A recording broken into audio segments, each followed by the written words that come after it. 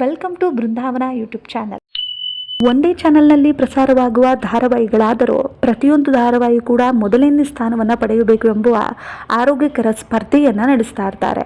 ಅದರಲ್ಲಿ ಕರ್ನಾಟಕದ number 1 ಚಾನಲ್ಗಳಲ್ಲಿ ಒಂದಾದಂತಹ G Kannada ಚಾನಲ್ನಲ್ಲಿ ಪ್ರಸಾರವಾಗುವ ಧಾರಾವಾಹಿಗಳ ಪೈಕಿ ಟಾಪ್ 5 TRPಯನ್ನು ಪಡೆದಿರುವಂತಹ ಧಾರಾವಾಹಿಗಳು ಯಾವುವು ಎಂಬುದು ಈ ವಾರ ಬೆಳಕಿಗೆ ಬಂದಿದೆ.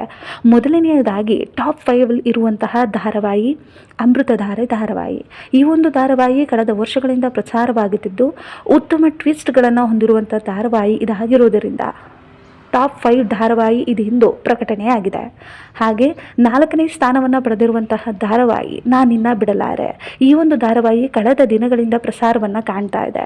ಉತ್ತಮ ಗ್ರಾಫಿಕ್ಸ್ ಅನ್ನು ಹೊಂದಿರುವಂತಹ ಧಾರಾವಾಹಿಯಾಗಿದ್ದು ಈ ಒಂದು ಧಾರಾವಾಹಿ ಮುಂಬರುವ ದಿನಗಳಲ್ಲಿ ಮೊದಲನೇ ಸ್ಥಾನವನ್ನು ಪಡೆಯಬಹುದು ಎಂಬುವಂತಹ ಕುತೂಹಲವನ್ನು ಕೂಡ ಮೂಡಿಸಿದೆ.